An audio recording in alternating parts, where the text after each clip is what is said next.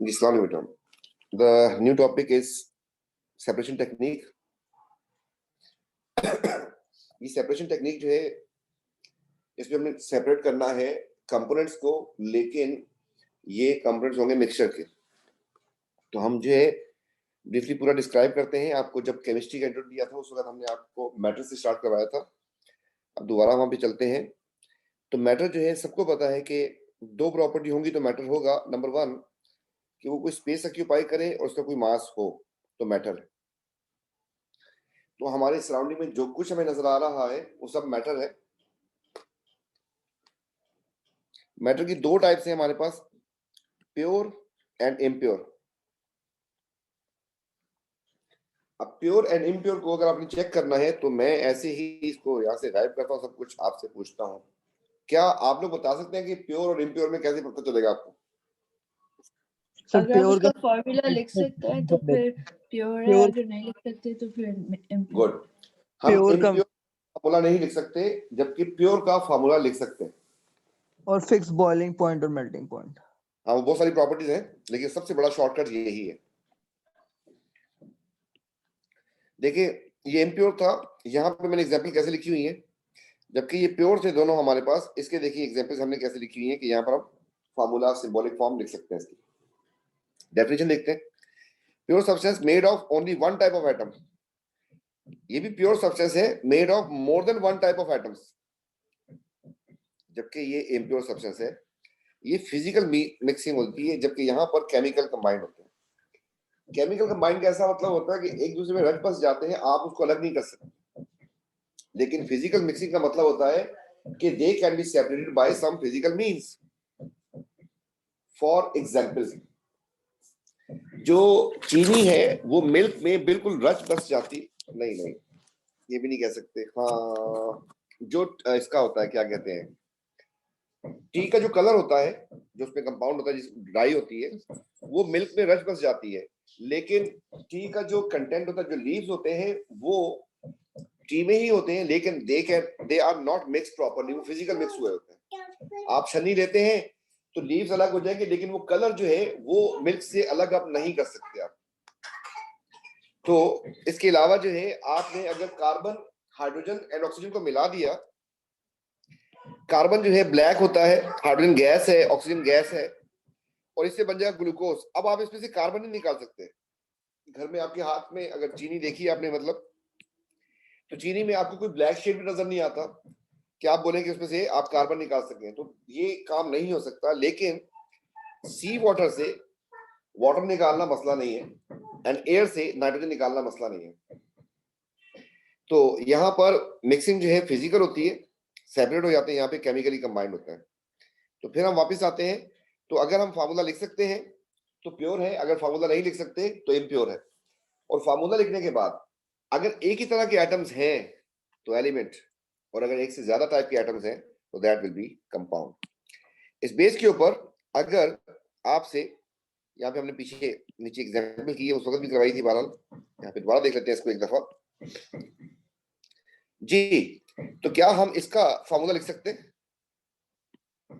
Yes sir. Pure इसका formula हो जाएगा H2O। बेटा एलिमेंट या कंपाउंड? Sir compound. कंपाउंड। कौन सा फार्मूला लिख सकते हैं? Yes sir. C6H12O6 compound. इसका फार्मूला N2 एलिमेंट। एलिमेंट।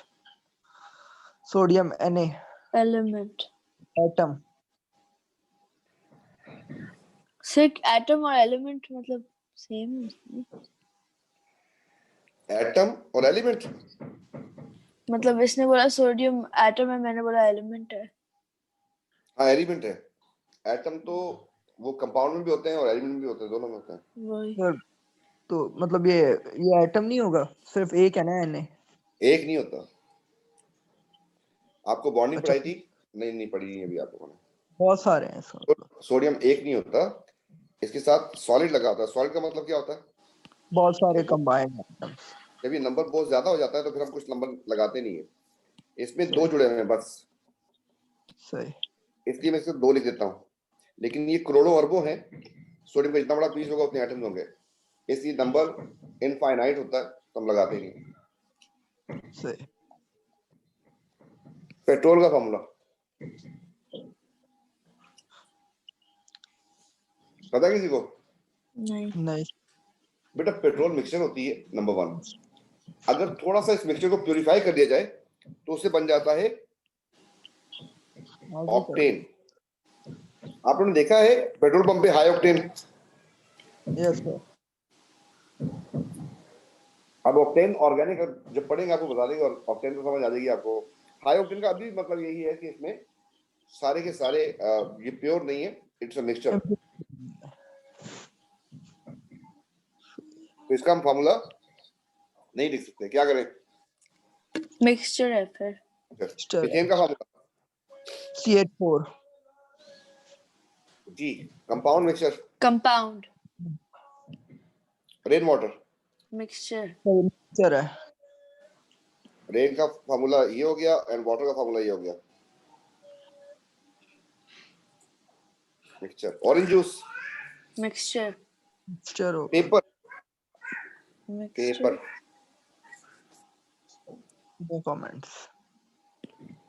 नहीं वो बता सही पेपर का, पेपर का फॉर्मूला नहीं होता। तो मिक्सचर हुआ। कार्बोहाइड्रेट ग्लूकोज की फॉर्म है, फिर कंपाउंड।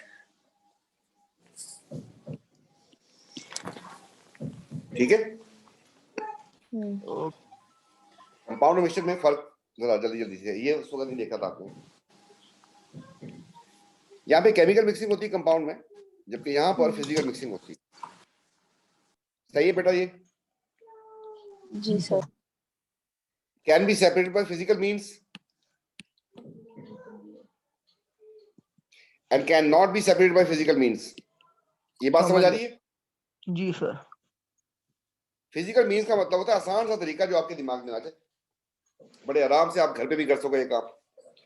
फॉर एग्जाम्पल, अगर आपको जो है समंदर के पानी से नमक निकालना है तो ये काम आप घर पे भी कर सकते हैं, हीट कर दें, पानी उड़ जाएगा, नमक बच जाएगा। लेकिन अगर आपसे कहें कि पानी में से हाइड्रोजन और ऑक्सीजन निकालनी है तो ये काम आप घर पे नहीं कर सकते, ये फिजिकल मींस जी, इसमें चेंज करना पड़ेगा कुछ। फिर फिक्स प्रोपोर्शन होता है कंपाउंड में, ये बात मतलब H2O यही कॉम्बिनेशन 2:1 का रेशियो रहेगा इनका। सही है। लेकिन मिक्सचर में अगर एक डब्बे के अंदर मैं हाइड्रोजन भी डाल देता हूँ एंड ऑक्सीजन गैस भी जब छोड़ देता हूँ तो यहाँ पर इसके 5 हो सकते हैं, इसके 9 हो सकते हैं, कुछ भी रेशियो हो सकता है सर। लेकिन रिएक्ट कर जाएंगे ये जब हाइड्रोजन और ऑक्सीजन डालेंगे? नहीं, ऐसे रिएक्शन नहीं होता। बड़े एक डब्बे में कुछ नहीं होगा इनको, जब तक आप इसको स्पार्क नहीं देंगे। हर रिएक्शन के लिए एक एनर्जी चाहिए होती है, ट्रिगर करना पड़ता है। जिनके पास पिस्तौल की गोलियां होती है लग जाती है उनको क्या? जिसम में बांध के घूम रहे होते हैं। जिनके पास बम होते चल जाते हैं क्या? एटम बम कब से बनाया हुआ? रिएक्शन हो गया क्या? उसको एनर्जी देनी पड़ती है, किसी भी काम को एनर्जी आपको एक्टिवेट करना पड़ता है, तब जाके रिएक्शन होता है। Okay sir. ठीक है, तो ये वाली बात समझ आ रही है कि फिक्स प्रोपोर्शन नहीं होता। अच्छा, ये आ रही है। The property of compound entirely different from element and the सही हो गया। component of mixture retain their property। ये वाली बात समझ गया। नहीं, ये वाली बात समझाते हैं, second last point. Components of mixture retain their properties are। Carbon कैसा होता है? देखा कभी कार्बन? जी।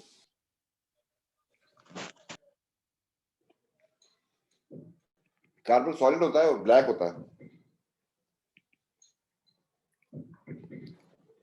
इससे बन जाती है CH4, गैस होती है। डिफरेंट हो गई ना इस गैस का कलर है ना इसका कोई टेस्ट है। चूल्हे में होती है आपके पास, जो किचन में गैस आ रही होती है, हमारे पास मीथेन होती है। तो आप चूल्हा खोलने क्या उसमें से आपको कोई काली चीज उड़ती हुई नजर आती है क्या? ब्लैक। जब ये दोनों रिएक्शन कर जाएंगे ना इसकी प्रॉपर्टी रहेगी ना इसकी प्रॉपर्टी रहेगी, कोई नई प्रॉपर्टी बन जाएगी। लेकिन अगर आपके पास वाटर में आपने सॉल्ट मिक्स कर दिया वाटर का कोई टेस्ट होता है? नहीं, मतलब थोड़ा टेस्ट तो वाटर नहीं। का टेस्ट नहीं होता। आपने इसमें ऐड कर दिया सोडियम क्लोराइड, वो जब इसमें आ जाएगा, इस वाटर का टेस्ट कैसा हो जाएगा? कीन सोडियम क्लोराइड जैसा हो जाएगा। हो जाएगा। तो सोडियम क्लोराइड ने अपनी प्रॉपर्टी लूज की इसमें? नहीं। नहीं। तो यहाँ पर अपना जो जो कंपोनेंट्स हैं वो अपनी प्रॉपर्टी लूज नहीं करते, अपनी प्रॉपर्टीज को रिटेन रखते हैं। जैसे सैंड में अगर मैं आयरन फेंक दूं, आयरन की प्रॉपर्टी है, आयरन जो है वो मैग्नेट को रिस्पॉन्स करता है, पता सबको ना? आयरन आयरन मैग्नेट को रिस्पॉन्ड करता है, पता है? सही है सर, तो मैग्नेटिक अगर आप प्रॉपर्टीज फेंक दिया पानी में, आपने फेंक दिया उसको मट्टी में, तो वो आप जैसे ही उस पर मैग्नेट लगाएंगे वो आ जाएगा आपके पास। लेकिन आयरन जो है अगर ऑक्सीजन से रिएक्शन करके रस्ट बन गया, अब वो रिस्पॉन्ड नहीं करेगा। तो फिर नहीं कर, ठीक है, अब ऑक्साइड बन गया। हाँ, अब वो कंपाउंड बन गया, अब केमिकल चेंज हो गया उसमें। तो जिस चीज से बनता है उसकी प्रॉपर्टी और कंपाउंड की प्रॉपर्टी डिफरेंट होती है, जबकि यहाँ पर कंपोनेंट्स जो होते हैं अपनी प्रॉपर्टी रिटेन करते हैं। कंपाउंड्स का melting and boiling point fix होता है, प्योरिटी, ये भी पढ़ाया था स्टेट्स में, जबकि इनका melting and boiling point sir depend upon fix the proportion वाला फिर से बता दें। कौन सा वाला? Fix proportion.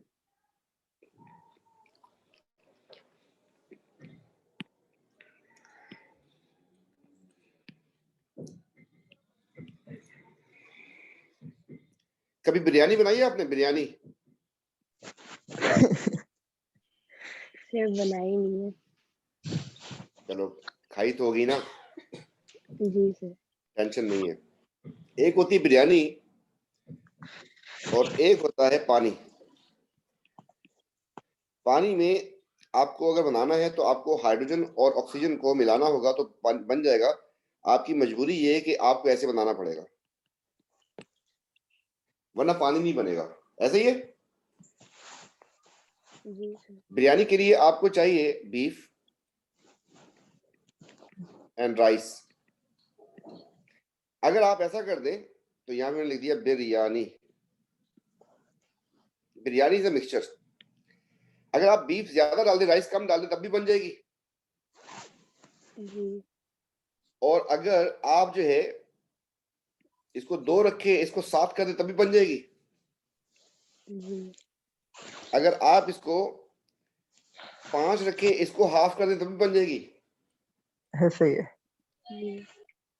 तो बिरयानी तो बनती रहेगी, लेकिन पानी नहीं बनेगा। पानी को अगर मैं कहूं कि ऑक्सीजन से कहूं कि एक हाइड्रोजन दे दो, वो बोलेगी अपने पास ही रखो। सही है। जी सर। तो यहाँ पे प्रोपोर्शन फिक्स नहीं था, फिक्स नहीं होता यहाँ पे। यहाँ का प्रोपोर्शन हमेशा फिक्स होता है। ये 2:1 का रेशियो है फिक्स्ड, जबकि यहाँ पर दोनों वेरिएबल है।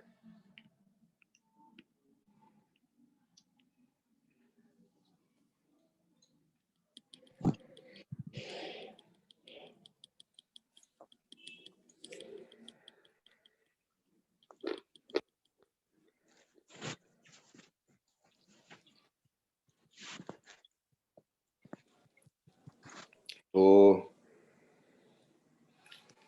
स्टार्ट करने जा रहे हैं अब द फर्स्ट टेक्निक, फिल्ट्रेशन। भाई सुनी तो होगी सबने कि नहीं? कोई बच्चा जिसको नहीं आती फिल्ट्रेशन?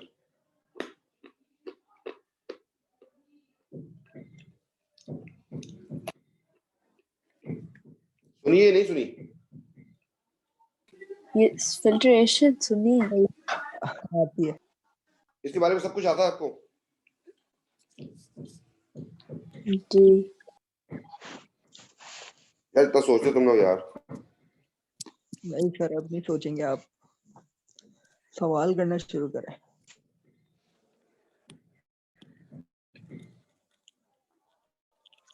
आप में से जितने बच्चे मोबाइल में बैठे हैं उनको कुछ समझ नहीं आ रहा होगा मेरे ख्याल में। सब लैपटॉप मुझे डेस्कटॉप सब खोला करें समझ है। तो गुड, वाह।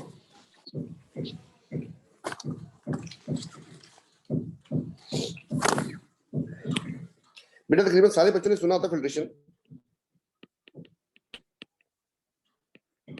अब मुझे बताएं कि फिल्ट्रेशन में हम किस तरह की मिक्सचर की सेपरेशन करते हैं?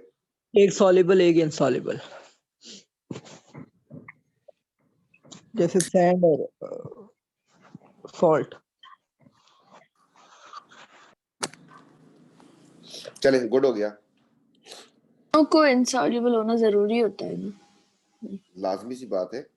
जी। देखिए मैं आपको एक बात बताता हूँ, अगर आप जा रहे हैं और आपके पास ना आयरन के छोटे छोटे बॉल बेरिंग थे ना, आप कहीं जा रहे हैं, आपके पास से वो गिर गए ना, मतलब ये सीयू की साइड पे सैंड में गिर गए, अब आप जो है कुछ सारे इकट्ठे कर लें। अब जब आपको पता ही नहीं कहाँ गिरे हुए, कितने कितने गिरे हुए, तो आपके लिए एक मसला है। अब आपने सोचा क्या कि आपने सोचा कि यार सैंड में एक ऐसी प्रॉपर्टी जो नहीं है और आयरन में जो एक ऐसी प्रॉपर्टी जो है, इन कोई ऐसी प्रॉपर्टी जो एक में हो दूसरे में ना हो, उसको बेस बना के हम सेपरेशन कर रहे होते हैं। तो क्या करेंगे आप लोग? मैग्नेट उठाएंगे बड़ा, उसको रोल डाउन करेंगे, वहां पे सब कुछ आ जाएगा वापस। ऐसे ही है कि नहीं?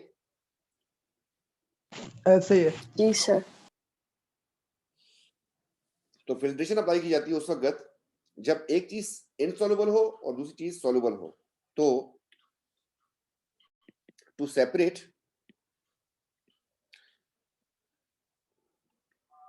इनसॉल्युबल सॉल्युबल फ्रॉम इनसॉल्युबल, दोनों काम हो जाते हैं।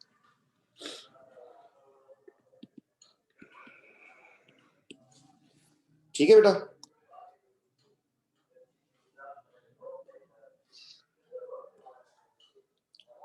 For example sand. चलिए क्लास कब तक चलेगी? क्या चीज? क्लास कब तक चलेगी? मेरी मैथ्स की क्लास है, मैं सर से टाइम लेना है, तो बता दें मुझे। ये क्लास कब तक चलेगी? ये कह रहे हैं 1:30 बजे तक। Okay sir. जी बेटा, ये आपको दे दी उसने सैंड,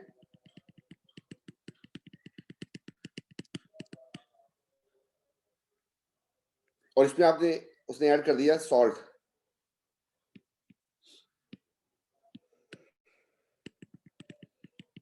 ये सब कुछ मिक्स है। कैसे सेपरेट करेंगे? अगर आपको NaCl चाहिए तो क्या क्या करेंगे? सर कोई रिएक्शन करवाएंगे पहले NaCl से? पागल हो गए क्या? नहीं मतलब दोनों मतलब सेपरेट हैं, तो फिर वो पहले फिल्टर कर देंगे, सैंड हट सेपरेट जाएगी। नहीं, सेपरेट नहीं है भाई, एक साथ जुड़े हुए। मट्टी के अंदर ही नमक है। सर तो पहले बस पानी डालेंगे शायद, उसके बाद शाबाश, सैंड पहले इसमें डाल देंगे पानी। पानी, डिस्टिल वाटर। ठीक हो तो गया। वही नहीं हो जाएगा ना फिर क्या एकदम करेंगे? से, तो फिर एक फिल्टर ग्लास कर रॉड होती, सुने, एक ग्लास रॉड होती, ग्लास रॉड, उससे हिलाएंगे इसको गोल गोल। ऐसा करने से नमक तो पानी में डिजोल्व हो जाएगा, लेकिन सैंड नहीं होगी, है ना? जी सर। इसके बाद कर देंगे फिल्टर। ये एक ऐसी चीज होती है, क्या बोलते हैं इसको इंग्लिश में? बोलते हैं नॉर्मली फनल। फनल। इसके अंदर हम लगाते हैं फिल्टर पेपर। फिल्टर पेपर कैसा होता है? फिल्टर पेपर लैब में ऐसा होता है, गोल सा। पहले इसको हम एक ट्विस्ट देते हैं, यहां से दो इसके हाफ कर देंगे, फिर ये बन जाएगा आपके पास, कुछ ऐसा हो जाएगा।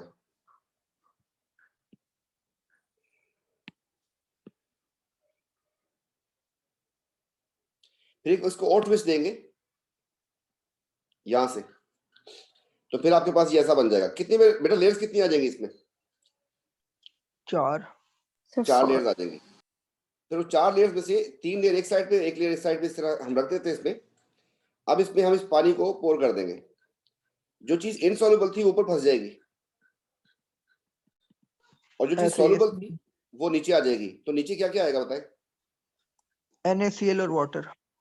यहाँ पर आ जाएगा NaCl एंड वाटर। ऊपर क्या और चीज फिर होगी? सैंड। सैंड। और फिर जब अगर सॉल्ट NaCl भी चाहिए तो फिर उसको हीट करके एवापोरेट करके मिल जाएगा। बेटा ऐसा करने से मुझे सिर्फ एक बात बताए, क्या सैंड से सारा नमक हट गया होगा? नहीं सर, एक दफा नहीं। दोबारा डालेंगे। जब ये बच जाएगी हमारे पास, इसके ऊपर हम डिस्टिल्ड वाटर डालेंगे दोबारा, पानी इसके ऊपर फ्लो करवाएंगे डिस्टिल्ड वाटर, ताकि वॉश हो जाए रेजिड्यू, और जितना नमक होगा सारे का सारा नीचे आ जाएगा। अब डिपेंड करता था, अब इसको हम क्या करेंगे, आगे लेके जाके हीट कर देंगे। हीट हीट करने से पानी इसमें से उड़ जाएगा और नीचे क्या बच जाएगा आपके पास? Crystals of Salt. NaCl। लेकिन कभी वो क्वेश्चन ये कहता है कि मुझे ये चाहिए, अब क्या करूं? अगर सैंड चाहिए होती फिर क्या करता हूं? बस वो ऊपर वाले वो जो फिल्ट्रेट आया था, वो रेजिड्यू आया था, उसी वही सैंड थी, उसी को ड्राई कर लेते, लीव टू स्टैंड ऐसे। कर देते, तो ये सूख जाता, ड्राई हो जाता, तो सैंड मिल जाती है आपको। डिपेंडिंग कि आपको करना क्या है, तो उसके लिहाज से दोनों केसेस में पानी ऐड करना है, स्टर भी करना है, फिल्टर भी करना है। अब डिपेंड करते हैं क्या चीज चाहिए आपको। अगर सॉल्ट चाहिए तो इवोपरेशन करनी पड़ेगी, और अगर सैंड चाहिए थी तो फिर आपको इसको वॉश करना होगा बस। क्लियर यहां तक बेटा? जी सर। जो चीज ऊपर फंस जाती है, इसके लिए केमिस्ट्री में टर्म यूज करते हैं हम, रेजिड्यू। और जो चीज नीचे गिरती है इसे हम फिल्ट्रेट। कहते हैं फिल्ट्रेट। ये बात भी समझ आ गई? जी सर। जी सर। चले साफ साफ दिखाते हैं।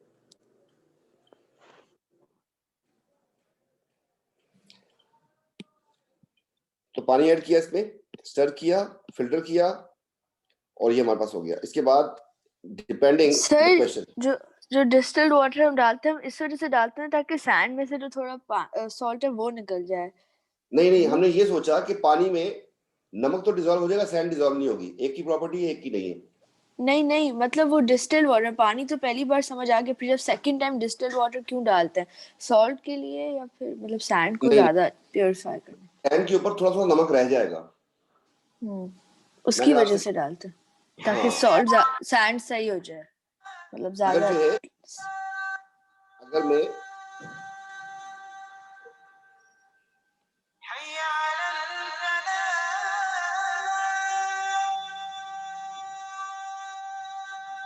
ये घर में हम काम करते हैं चाय को छानने के लिए, चाय में जो पत्ती होती है इंसॉल्युबल होती है ना, जब छान लेते हैं ना, तो अगर पत्ती को कोई चखे ना, चखा तो नहीं है, लेकिन उसमें चीनी रहेगी, वो थोड़ा सा मीठा उसमें टेस्ट आ रहा होगा।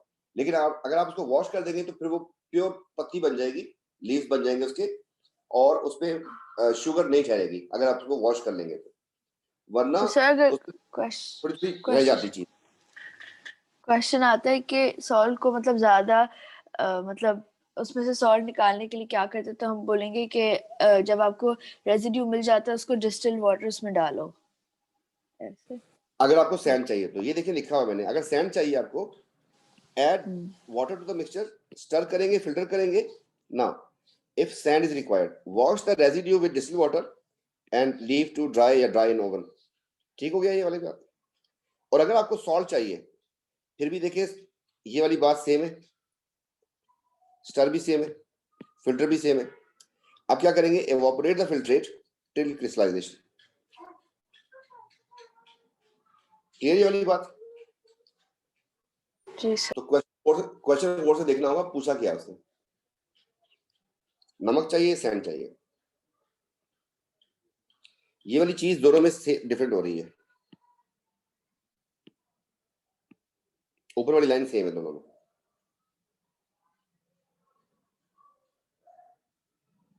Is this clear? Yes sir.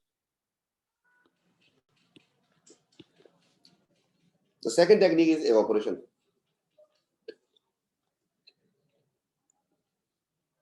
evaporation किस लिए करते हैं? जब पानी निकालना होता है किसी सब्सटेंस से, टू रिमूव वाटर। तो evaporation जो है सेकंड टेक्निक हो गई, evaporation. Evaporation यूज करते हैं to separate solute from solvent. आपको पता है solute solvent मिलके solution बनाते हैं. Yes sir. नमक पानी. For example, water and salt हो गया. इन दोनों को अलग करना है. आपको इसमें मिलेगा क्या? सोल्यूट को सेपरेट करना होता है. क्या करेंगे आप? सर एक डब्बे में डाल इवेपोरेट करेंगे। हीट कर देंगे, पानी उड़ जाएगा, नमक बच जाएगा आपके पास. ऐसे ही है. ऐसा ही है। तो बेटा क्या आप लोग चीनी के शरबत से चीनी अलग कर सकते हैं ऐसे? Yes sir. Yes sir. अगर आप ये घर में काम करने की कोशिश करेंगे और आप उसको जो है एक कंटेनर में डाल के चीनी का सिरप जो है उसको हीट करते जाएंगे, आखिर में ये होगा कि चीनी नहीं मिलेगी, चीनी जल जाएगी सारी, आपको क्रिस्टल नहीं मिलेंगे. अगर ये बात समझ नहीं आ रही तो दूसरी बात सुनिएगा. आप लोगों ने ड्राई मिल्क तो सुना होगा, देखा भी होगा. जी सर। किस चीज से बनता है ड्राई मिल्क? मिल्क से. ऐसा ही है। तो क्या आप लोग घर में ड्राई मिल्क बना सकते हैं? पता नहीं सर। बेटा खोया बन जाएगा, बर्तन जल जाएगा, लेकिन आपको ड्राई मिल्क नहीं मिलने वाला. क्यों? जब आप उसको हीट करेंगे तो आपका मिल्क जो है वो डिकम्पोज हो जाता है. अगर आपके पास चीनी है तो चीनी भी डिकम्पोज हो जाएगी. चीनी का वाला काम तो आज आप घर में भी कर सकते हैं. चम्मच ले, चम्मच खराब हो जाएगा. वैसे पहले बता रहा हूँ, चम्मच में डाले चीनी का कुछ ग्रेन्स डाले, पानी डाले, उसको मिक्स हो जाएगी. आप उसको हीट करना शुरू कर दें. आप जब हीट करते जाएंगे तो एक पर्टिकुलर टेम्परेचर पे जाके चीनी, पानी सारा निकलने से पहले पहले चीनी जो है जल जाएगी, डिकम्पोज हो जाएगी. इसलिए इवेपोरेशन के लिए हम 3 मेथड यूज करते हैं. एक सनलाइट, एक हम यूज करते हैं वाटर बाथ,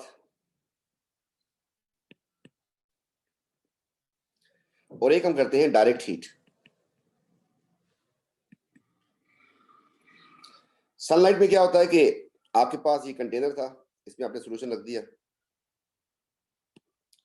वाटर बाथ में भी आपने ऐसे ही सोल्यूशन रख दिया, लेकिन इसके नीचे आपने लगा दिया एक बीकर जिसमें भरा हुआ आपने पानी H2O. और डायरेक्ट हीट का मतलब हो गया कि आपके पास ये कंटेनर था, इसमें आपने डायरेक्ट हीट दे दी. इसको यहां से हीट डायरेक्ट आ रही है, यहां से इनडायरेक्ट हीट आ रही है,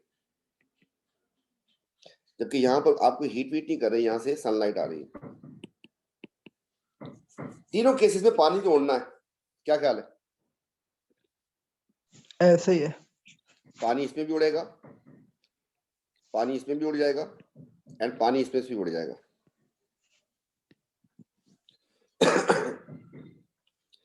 ऐसा क्यों किया जाता है? 3 मेथड क्यों यूज करते हैं हम लोग? इसलिए करते हैं कि डिफरेंट सब्सटेंसेस होते हैं ना, तो उनको सेपरेट करने के डिफरेंट मेथड होता है. आपने सी वाटर लेके आए, आपको पता है उसमें NaCl है, तो सोडियम क्लोराइड का मेल्टिंग पॉइंट होता है 800, 808 होता है. सही, आयनिक कंपाउंड है 500 से ज्यादा. सही है। और नमक का, उसका वाटर का बॉइलिंग पॉइंट होता है 100. आप हीट कर दे दबा के, कुछ भी नहीं होगा नमक को. लेकिन चीनी जो है वो डिकम्पोज हो जाती है तकरीबन जाके 90 पे, 80 पे. तो वाटर के उड़ते उड़ते चीनी जो है वो जल जाएगी. इस तरीके से अगर मिल्क को करेंगे तो मिल्क में भी यही होगा कि डिकम्पोज कर जाएगा. तो हम देखते हैं सबसे हमारे पास कौन सा. अब बताएं कि इन तीनों मेथड में से फास्ट कौन सा होगा, स्लो कौन सा होगा? फास्टेस्ट होगा वो डायरेक्ट हीट वाला, स्लोएस्ट होगा सनलाइट वाला. ये हो जाएगा फास्टेस्ट, ये हो जाएगा स्लोएस्ट, और इसको लगेगा मॉडरेट टाइम. बेटा टेम्परेचर बताएं सनलाइट में कितना हो सकता है मैक्सिमम? 30-35. ठीक है, 40-45 कर देता हूं मैं. 40-45 तक मैक्सिमम हो सकता है. वाटर बाथ वाले में गौर से देखिएगा, जब यहां से आप इसको हीट करेंगे तो यहां से वाटर वेपर जाएंगे, है ना. इनका टेम्परेचर ऐसे कितना होगा? 100. 100 डिग्री होगा. 100 से ज्यादा नहीं होगा, क्योंकि जब तक पानी इसमें है इसका टेम्परेचर 100 ही रहेगा. ये बात आपको स्टेट्स ऑफ मैटर बताई थी आपको। हाँ। और इसमें क्या हो जाएगा, अबव 100 हो जाएगा,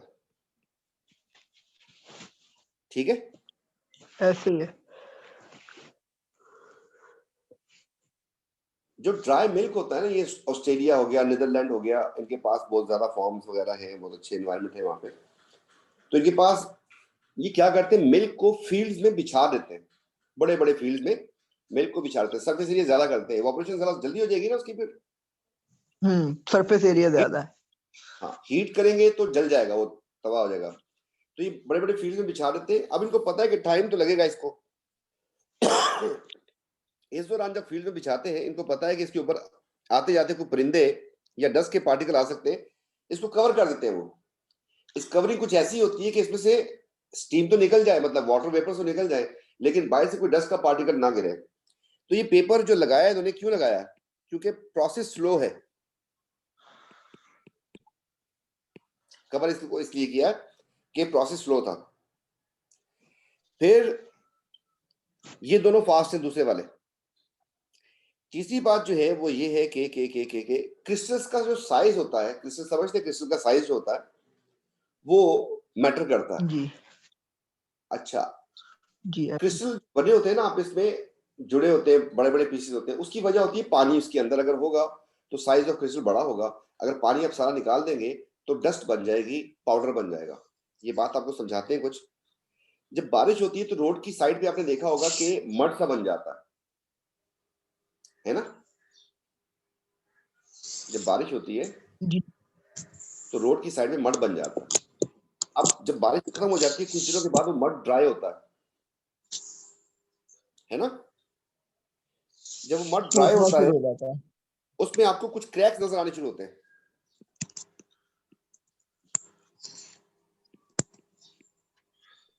ऐसा कभी ऑब्जर्व किया आप लोगों ने कि मड में क्रैक्स नजर आते हैं आपको? Yes sir. फिर कुछ और दिन गुजरते हैं बारिश हुए हुए तो वो क्रैक्स छोटे छोटे हो जाते हैं, और फिर कुछ दिनों के बाद वो डस्ट बन जाती है दोबारा। आप अगर इंटीरियर की तरफ ट्रेवल करते हैं तो आपने क्ले देखी होगी, क्ले में जब बारिश होती है पूरे का पूरा एक पूरा बड़ा पीस बन जाता है। जब उसमें से पानी आहिस्ता आहिस्ता उड़ना शुरू होता है तो उसमें क्रैक्स आने शुरू होते हैं, बड़े बड़े पीसेस बनते हैं, और फिर अल्टीमेटली आपके पास पाउडर बन जाता है। तो जितना पानी उसके अंदर होगा उतने बड़े पीस होंगे, और जितना पानी निकल जाएगा उतना ही आपके पास छोटे पीस बन जाएंगे। तो जब डायरेक्ट हीट करते हैं आपको मिलेगा क्या चीज, पाउडर। जब आप ये वाला सनलाइट वाला मेथड यूज करेंगे आपको मिलेंगे फ्यू लार्ज क्रिस्टल्स, क्रिस्टल जबकि इसमें मिलेंगे आपको मैनी स्मॉल क्रिस्टल्स। आजकल तो खैर नमक भी ग्रेन्स वाला आता है, क्रिस्टल वाला आता है। नमक जो लाहौरी नमक होता है उसको पीसा होता है, बिल्कुल पाउडर होता है। तो बेटा मैं सिर्फ चीनी का पूछ रहा हूँ, चीनी को आपने देखा है सबने, शुगर, आपके ख्याल में कौन सा मेथड यूज करते होंगे उसके लिए? सर फास्टेस्ट करते हैं, पाउडर्ड फॉर्म में होती है, लेकिन चीनी वो पाउडर में लेकिन उसमें क्रिस्टल्स में होती है सर। कौन से वाले crystals? ज्यादा crystals कम होते हैं? मॉडरेट वाला। तो आपके पास शुगर जो है इस मेथड से कलेक्ट की जाती होगी, ठीक है। इस तरीके से नमक की बात करें तो नमक जो है समंदर से जो नमक निकाला जाता है पाउडर फॉर्म में मिलता है, वो इस सर form में। शुगर तो पाउडर फॉर्म में भी मिलती है। बेटा वो पाउडर में क्रश की होती है उन्होंने, शुगर से इंडस्ट्री से जो निकलती है ना शुगर, वो क्रिस्टल्स की होती है। ओके। वो तो क्रिस्टल जब आपके पास आ गए तो आप घर में भी ग्राइंड कर सकते हैं उसको, लेकिन मार्केट से जो मिलती है आपको, जो प्योर शुगर इंडस्ट्री से निकल के आ रही है, दैट इज क्रिस्टल्स। तो ये बात भी समझ आ रही है आप लोगों को कुछ कुछ कि 3 वेज है इसके लिए।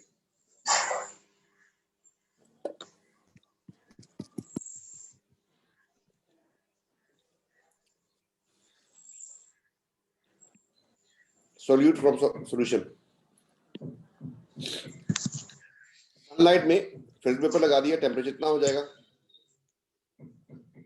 वाटर बाथ, एंड ये रेट आपके सामने है, रेट में कोई मसला, टेम्परेचर में, एंड साइज ऑफ क्रिस्टल में।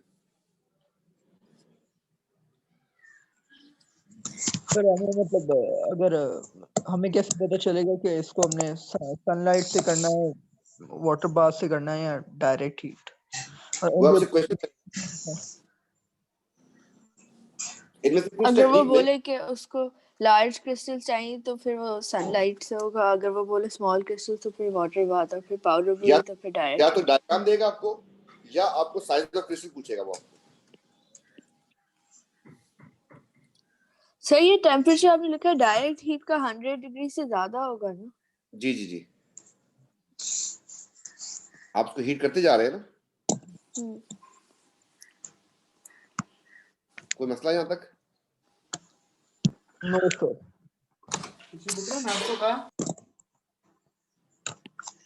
देखता हूँ अगर सेपरेशन टेक्निक में जो भी आपने क्वेश्चन पूछा है मिल जाए तो।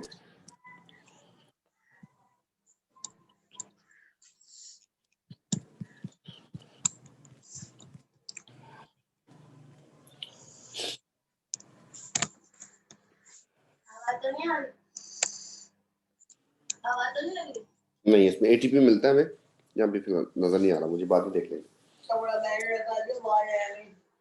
जी बेटा, मेथड देख लो जरा, इस मेथड को देखें क्या लिखा है कि heat the solution on direct flame, मतलब कोई भी सॉल्यूशन हो, until thick viscous solution is formed,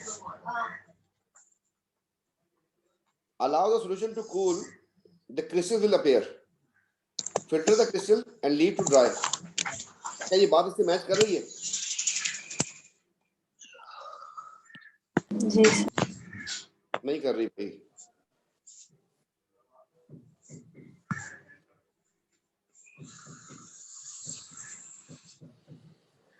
बेटा आपके पास क्रिस्टलाइजेशन होती है सॉल्ट्स की ना, आयनिक कंपाउंड की, कहाँ पे? हमारे पास केमिस्ट्री में। तो उस वक्त मेजॉरिटी टाइम यही क्वेश्चन आ रहा होता है आपके पास, NaCl के क्रिस्टल कैसे बनाएंगे या कॉपर सल्फेट के क्रिस्टल कैसे बनाएंगे। उसमें सॉल्यूशन से हम ऐसे बताते हैं कि बजाय इसके कि आप रख दें वाटर बाथ पे, आप इसको डायरेक्ट हीट करें ताकि मैक्सिमम पानी इसका निकल जाए। तो इसलिए हमने लिखा है कि heat the solution on direct flame until thick viscous solution is formed। इसका मतलब कि अब जो इसमें कॉन्सेंट्रेशन ठीक ठाक हो गई है, काफी वो गाढ़ा हो चुका है। अब आप नीचे से फ्लेम बंद कर दें, जैसे ही वो ठंडा होगा उसमें आपको कुछ क्रिस्टल्स नजर आएंगे, क्रिस्टल्स अपीयर हो जाएंगे। ठीक है, ये काम आप घर पे भी कर सकते हैं। आप नमक में उसको करते हैं, जब वो नमक वाला पानी जो है, सी वाटर वगैरह या नमक डाल के पानी, तो जैसे ही आपको बहुत गाढ़ा हो नजर आए आप उसको छोड़ दें, क्योंकि गर्म था तो वो क्रिस्टल्स डिसॉल्व होंगे, उसमें सॉल्ट डिसॉल्व होगा, जैसे उसको ठंडा करेंगे तो वो क्रिस्टल्स अपीयर हो जाएंगे। उनको आप फिल्टर कर लें एंड उसके बाद ड्राई कर लें।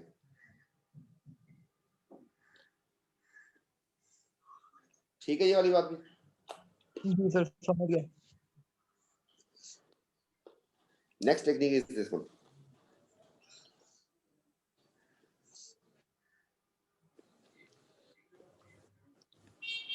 डिस्टिलेशन।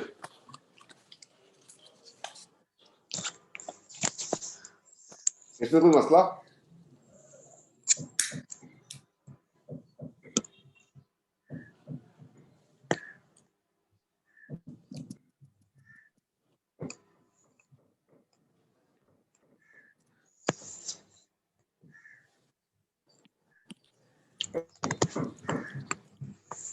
बेटा डिस्टिलेशन किस लिए करते हैं?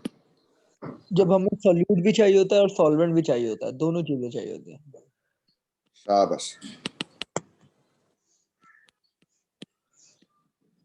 To separate solute and solvent। Kuwait में, बहरीन में, सऊदीया में रिवर नहीं है, दरिया नहीं है, मीठा पानी नहीं है उनके पास, तो वो क्या करते हैं, समंदर के पानी से ही पानी निकालते हैं। ठीक है, तो आपने सी वाटर डाल दिया इसमें, सी वाटर हीट करना शुरू कर दे, क्या होगा?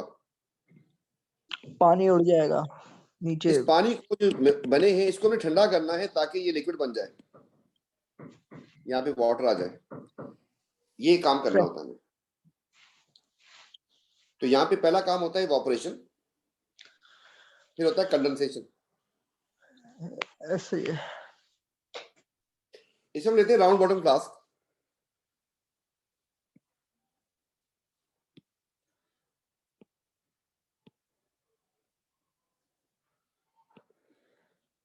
यहां से इसका आउटलेट दे दिया, इसको ऊपर से क्लोज कर दिया, इसमें डाल दिया आपने NaCl एंड पानी।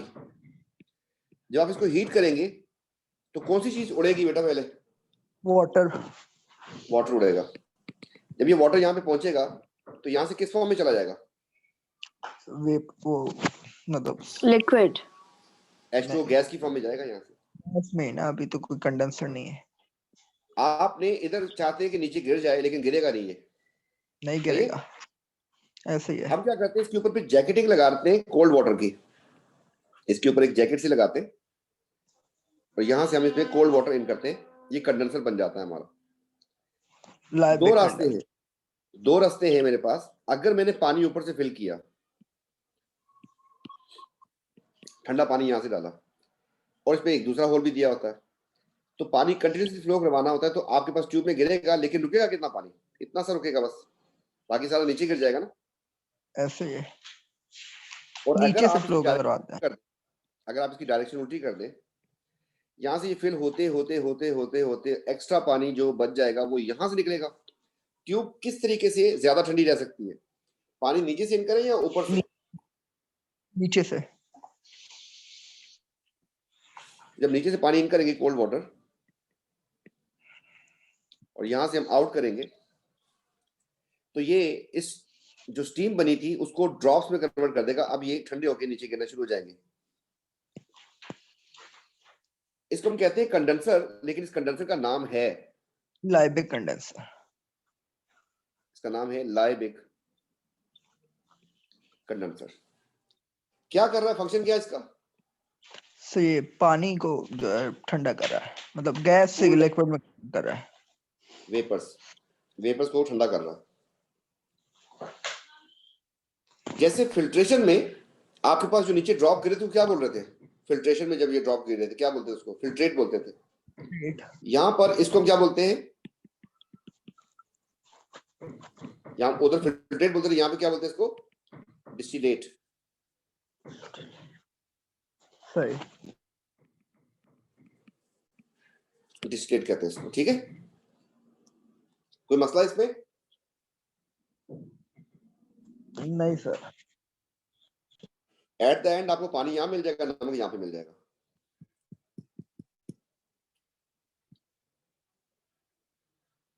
ठीक बेटा, किसी को मसला? नहीं सर।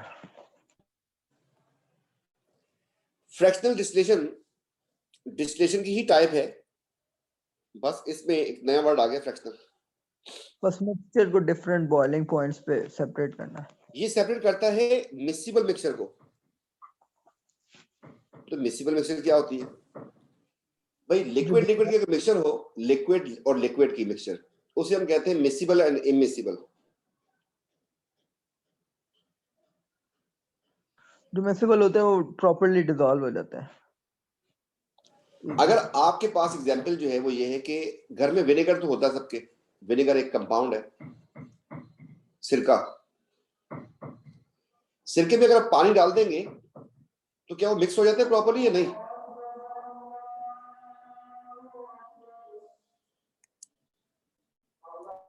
हो जाता है सर। तो बेटा विनेगर जो है उसको पानी में डाल दो तो मिक्स हो जाते हैं प्रॉपर, और अगर ऑयल और पानी को मिक्स कर दे मिक्स हो जाते हैं? ऑयल और पानी दोनों लिक्विड है। इमिसिबल है। आपको कैसे पता चला कि इमिसिबल है? ये डिसॉल्व नहीं होते, मिक्स नहीं होते। लेयर बनेगी उसमें। देखिए इमिसिबल मिक्सचर ये है हमारे पास, mixture of two liquids which does not mix properly. Layer will be form, ठीक है, उसमें फॉर्मेशन ऑफ लेयर होगी।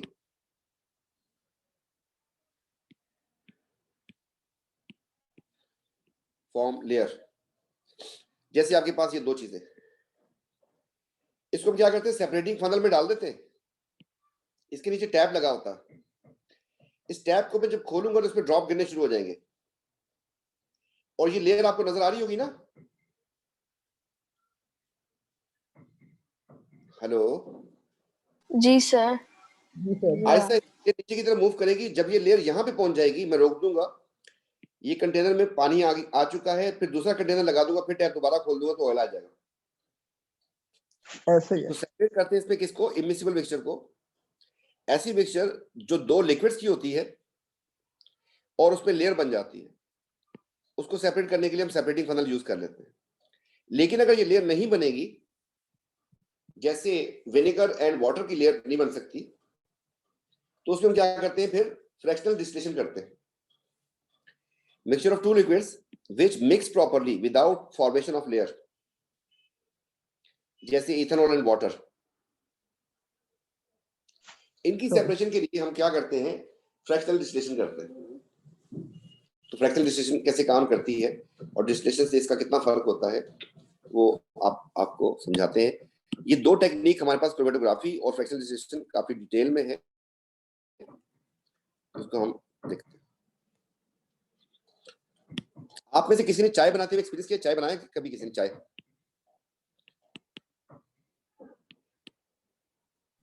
क्या उम्मीद रख रहे हैं आप हमसे? बनाई नहीं होगी, बनते हुए देखी तो होगी। हाँ, देखी तो बहुत दफा। तो आपने देखा होगा कि अगर आपके पास पानी रखा है आपने, उसको जैसे ही आपने हीटिंग स्टार्ट की है, तो जब 60 डिग्री सेल्सियस पे टेम्परेचर पहुंचेगा तो आपको स्टीम नजर आएगी इसके ऊपर। ऐसा ही है। और जब बॉयल होगा तब कैसे पता चलेगा आपको?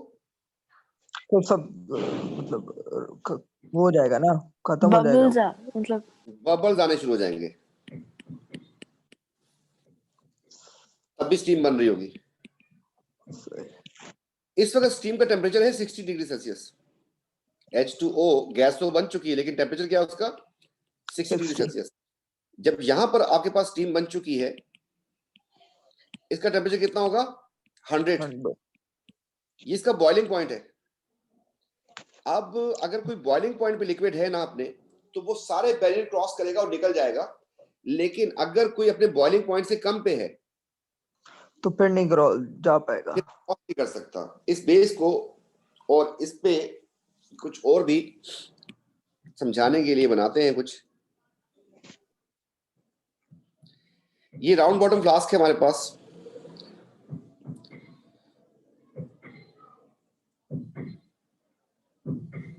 जैसे हमने पहले बनाया था डिस्टिलेशन के लिए, वैसे ही अरेंजमेंट कर रहे हैं यहाँ पर भी।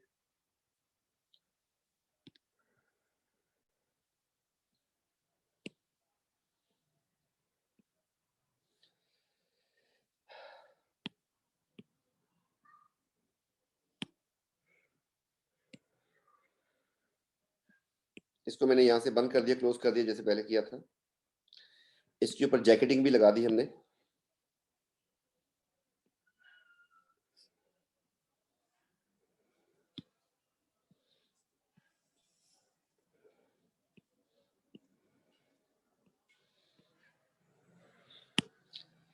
यहाँ से हमने ठंडा पानी इन और आउट भी कर दिया।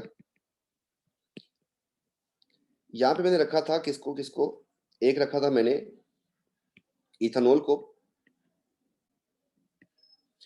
और दूसरा रखा था मैंने पानी को।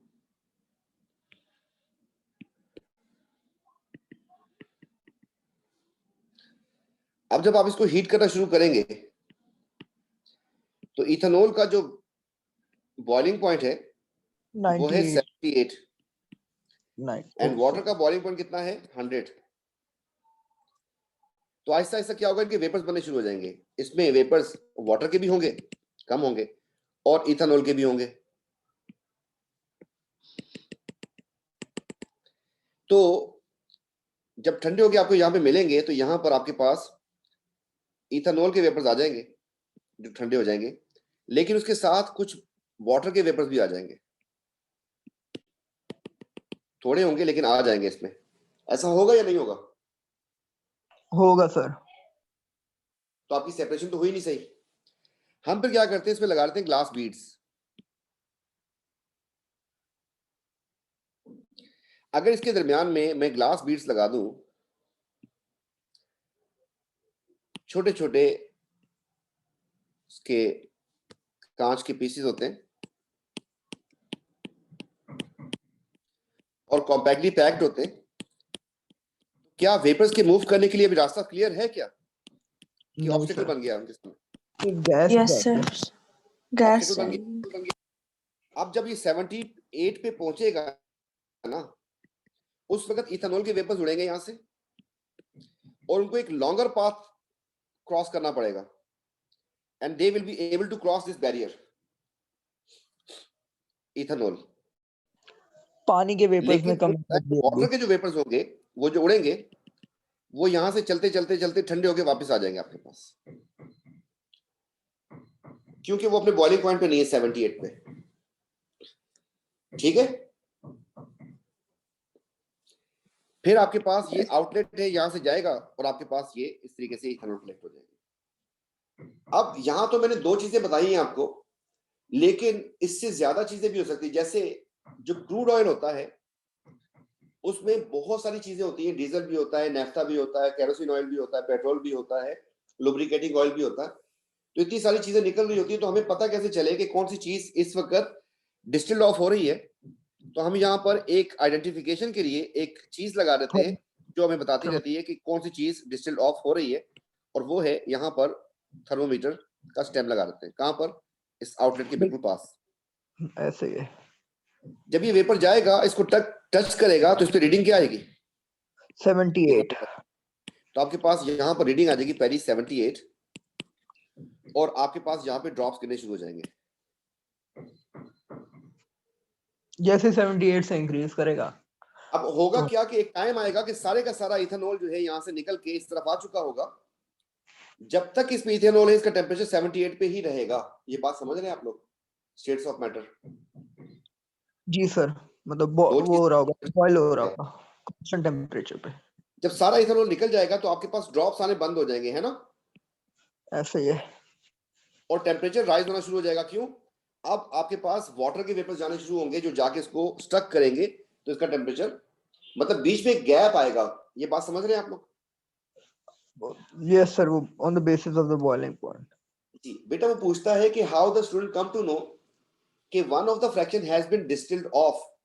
कहता है जैसे स्टूडेंट को सर कैसे हो गया पता चलेगा कि एक चीज निकल चुकी है? 78 से जैसे टेम्परेचर ऊपर होगा। शाबाश। दो ऑब्जर्वेशन होगी बच्चे के पास। नंबर 1, ड्रॉप्स आने बंद हो जाएंगे। No more drops of distillate will be seen. There will be a gap time. हाँ, no more drop of distillate will be seen. And the second observation will be rise in temperature. Temperature start to rise. ये बात समझ आ रही है सबको?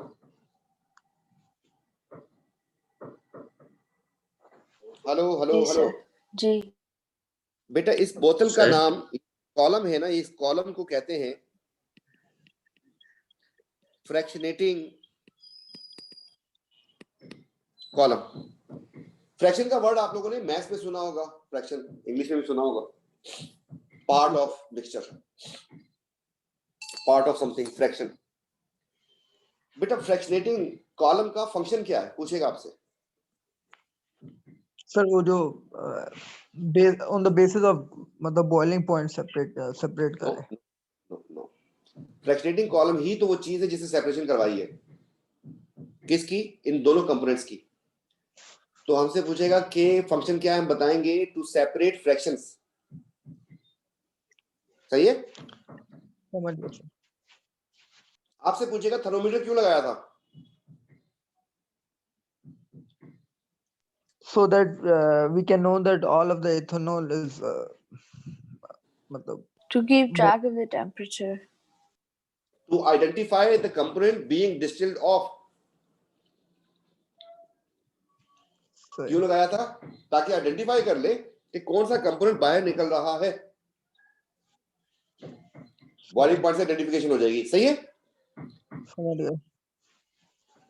आपसे कहेगा इस पीस ऑफ ऑपरेटर्स का नाम बताओ क्या है? लाइबेक कंडेंसर। लाइबेक कंडेंसर। आपसे पूछेगा इसका फंक्शन क्या है? टू वो जो वेपर्स होते हैं उनको कंडेंस करना। उनको कंडेंस करना, गुड हो गया। फिर आपसे पूछेगा कि कभी कभी डायरेक्ट हीट देता है, कभी कहता है इलेक्ट्रिक हीटर यूज करो। इलेक्ट्रिक हीटर कैसा होता है?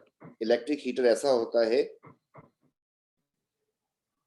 ऐसा, इसमें फ्लेम नहीं होता,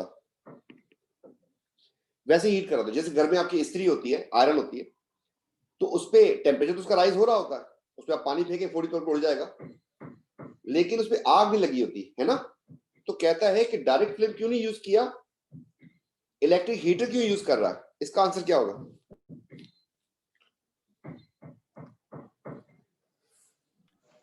तो टेम्परेचर अब आहिस्ता राइज हो। नहीं, सुने, जो ऑर्गेनिक कंपाउंड्स होते हैं ना, जो ऑर्गेनिज्म से आते हैं, एनिमल से, प्लांट से, वो कंबस्टिबल होते हैं। अल्कोहल को आग लगनी है, बर्न हो ठीक है, जाएगा। आग लग जाएगी। अगर क्रूड ऑयल होगा उसको आग लग जाएगी। तो इलेक्ट्रिक हीटर यूज करने का पर्पस ये होता है to avoid combustion, to avoid combustion. Safety precaution. देखिए, आप ये बात समझ रहे हैं कि अगर यहाँ पे डायरेक्ट फ्लेम होता है उसको आग लग जाती? कभी ऐसा जिंदगी में देखा आपने?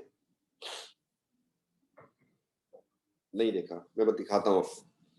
कभी आपने कढ़ाई बनती देखी हो जिसमें वीडियो वगैरह बनती है कि ये रेस्टोरेंट खुला है, ये रेस्टोरेंट है, और उसमें जब वो एक वीडियो से चलाते हैं, आपने देखा वो कढ़ाई बनाते हुए जैसे उसमें बटर फेंकता है उसके अंदर आग आ जाती है।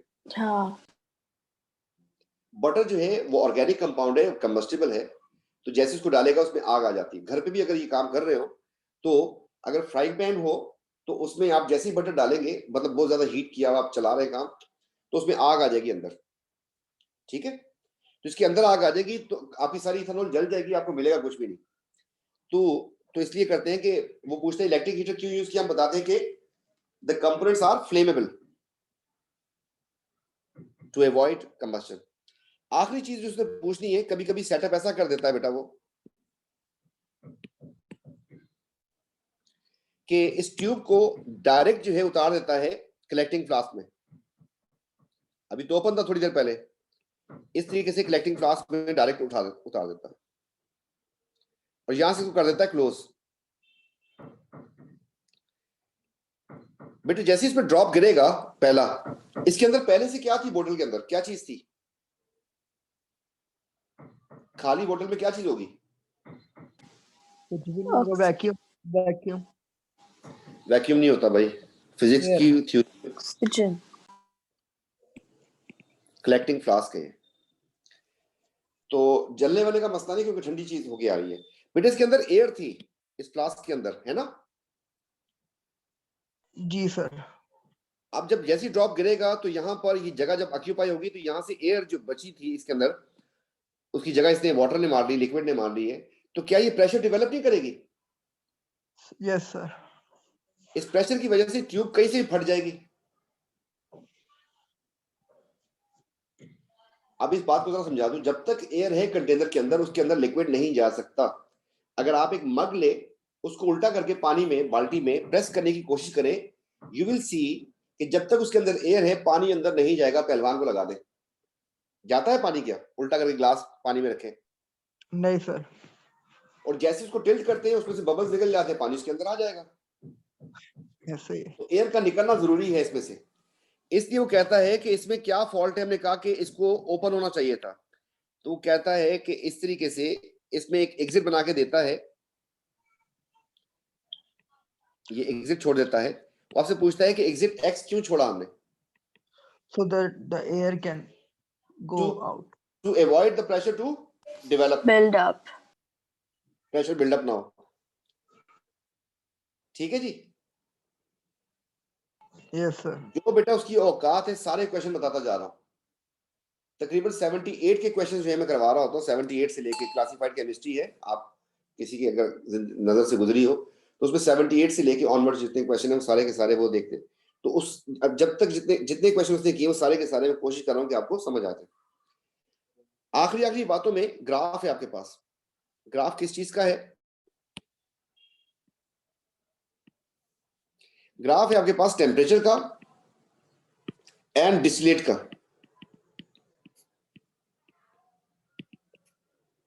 जी, कहता है कैसा ग्राफ होगा इसमें? सर एक पहले स्ट्रेट लाइन होगी, फिर एक जगह जाके कांस्टेंट हो जाएगी हाँ बेटा टेम्परेचर। आपके और पास दो फिर वापस टेम्परेचर थे, बढ़ एक 78 टेम्परेचर था और एक था 100, इज इट? तो यस स्टार्ट सर, 0 से नहीं करेगी 78 से। नहीं, दो टेम्परेचर है आपके पास। कलेक्टिंग फ्लास्क में पहला कतरा कब गिरेगा? किस 78 टेम्परेचर? 78 पे। 78 फिर इसका वॉल्यूम बढ़ता जाएगा, ऐसे ही है। जी कांस्टेंट। इसलिए आपके पास कुछ ऐसा ग्राफ आएगा कि इस वक्त 78 पे आपके पास ड्रॉप्स आना शुरू होंगे, डिस्टिलेट का वॉल्यूम बढ़ेगा, ठीक। उसके बाद जी फिर टेम्परेचर राइज होगा, बाकी ड्रॉप्स आएंगे कब जाके 100 पे, ऐसा ग्राफ आएगा, है ना? या ऐसा ही मसला है हो रहा सर। है? 1 2 3 4 5 ऐसे लिखा होगा यहाँ पर, 10 20 30। इसी बेस पे मुझे बताएं कि इथेनॉल ज्यादा थी या पानी ज्यादा था? सर पानी ज्यादा था। पानी ज्यादा था। तो गोरा कहता है आपने बच्चों को समझा दिया? मैंने कहा हाँ समझा दिया। तो कहता है बच्चों को तो मैं फंसा लूंगा फिर दोबारा।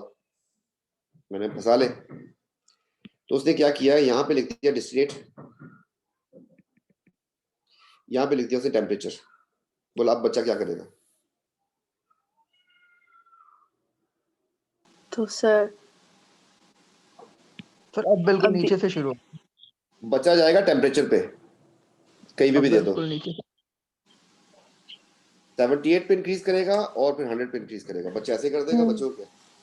बच्चा समझ गया? नहीं नहीं सर, जी नहीं समझे? मतलब हारिस,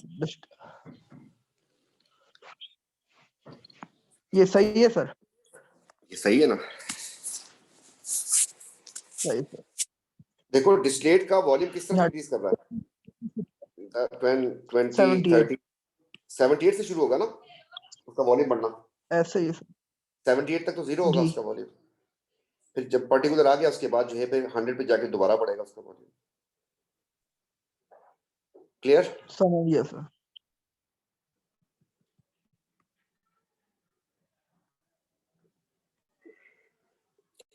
तो to separate miscible mixture, components are separated according to their different boiling points.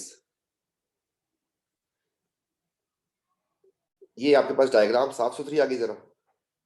यहां पर क्वेश्चंस आएंगे, what is the function of fractionating column? इसका फंक्शन क्या है? To separate fractions. समझ आ रही बात की? Yes sir. What is the function of Liebig condenser? To cool down vapours. Why electric heater is used rather than direct flame? Mixture is Answer, flame. function of thermometer. ठीक है। जी सर। How the Champulal come to know one of the fraction has been distilled off?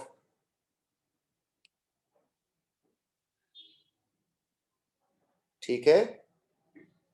Yes sir ओ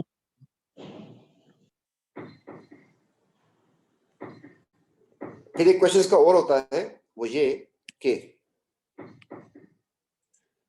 वो कहता है कि तो वो हायर कहीं से बंद कर देता है और फिर जो कंडेंसर है उसका इन और आउट डिफरेंट कर देता है, फिर कहता है कि गलत जी है। जी जी वो सारे मसले कर रहा होता है। ये 3 मैंने पॉइंट्स लगाए ए बी सी। कहता है हायर बॉइलिंग पॉइंट वाला कहां पे होगा?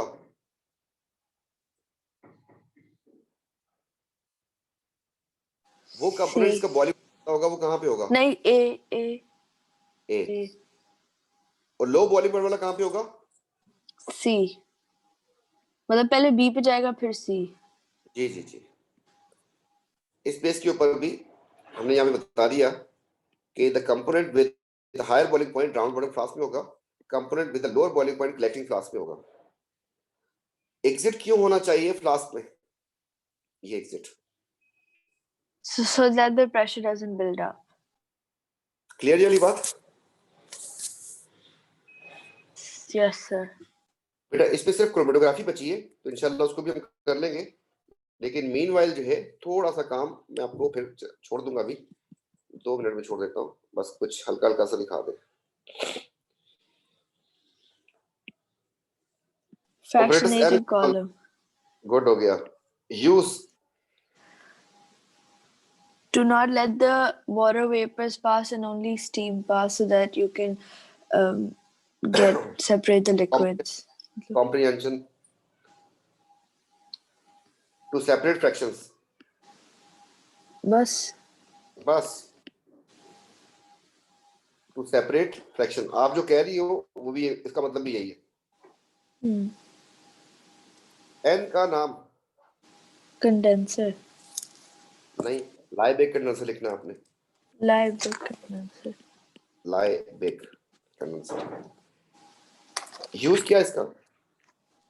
To convert the water vapors into, to convert the steam into water vapor. Cool down vapours, ये डिप्लोमेटिक स्टेटमेंट है बेटो। अगर आप स्टीम का वर्ड यूज करती हो वो हमेशा पानी के लिए टिकेगा, फिर समझ रही मेरी बात? तो क्या लिखना है? To cool down vapours, to cool vapours या to condense vapours. Why not water bath used rather than, अच्छा why was, बोला वाटर बाथ क्यों यूज किया, डायरेक्ट फ्लेम क्यों नहीं यूज किया? वो To avoid combustion. Mixture is flammable, ठीक है, टू अवॉइड कंबस्शन। और क्या लिखा हुआ इसने? What is the reading on thermometer when first few drops of distillate appear? जो फर्स्ट उसका क्या होगी? 69 69 वाली होगी। 69. How the student come to know that one of the fraction has been distilled off? the water The droplets stopped coming and then the water Temperature rise and and the water no droplets stop. more drops, ठीक है, Of water. of distillate। No more drops. Distillate. Sorry.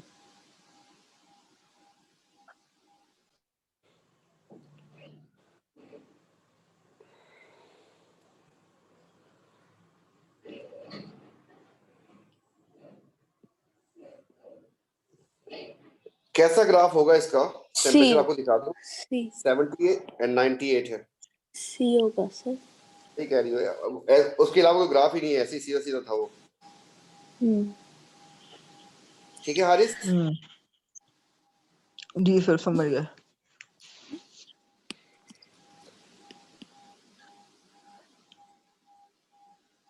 Two error बताइए इसमें। Sir एक तो sir पहले C में वो 5 कोई वो नहीं है, जाने एग्जिट ही नहीं है। C में There कोई should एग्जिट नहीं है be तो प्रेशर एयर के लिए स्पेस। क्या नाम है इस बोतल का? Conical collecting conical flask. बेटा यहाँ पे हाँ। कॉनिकल मत लिखें, यहाँ पे कलेक्टिंग फ्लास्क लिखेंगे आप लोग। collecting There should be flask। an exit in collecting flask। और जो वाटर है वो उल्टी जगह से आ रहा है, मतलब उसको जहाँ से Direction आना of चाहिए water, वहाँ से the direction of water in and out should be reversed। The error connected operators, operators A का नाम, फ्रैक्शनेटिंग कॉलम कॉलम सही। purpose of A, to separate the fractionate। fractions। to to separate separate fractions, ठीक है। B का नाम, लाइब्रेरिक condenser। Condenser. Function इसका पूछेगा। To cool condense the the vapors। Cool the vapors। Reading क्या होगी थर्मोमीटर पे जब few drops of liquid appear? 69। Name the liquid। क्या है sir? C6 hexane। How the champulal come to know all liquid has been distilled off? when The the water temperature droplets stop coming, the temperature rised. Why electric heater is used? the To prevent mixture combustion, the mixture is flammable। चलो इसके तो सारे question आप लोग कोई मसला जो है इंशाल्लाह कर सकते हो, फिर क्रोमेटोग्राफी रहेगी पूरा, ये हमारे पास हो जाएगा इंशाल्लाह। ठीक है, एंड कर दें क्लास। जी सर। तो जी क्लास सर। अब मंडे वाली क्लास कब है? अगली वाली क्लास कल की है, मंडे देखता हूँ कि अभी मैं बात करता हूँ, देखता हूँ कि आप संडे को खुला होता है ग्रेविटी क्या? फिर पता नहीं, हम तो संडे भी आ जाएंगे। अच्छा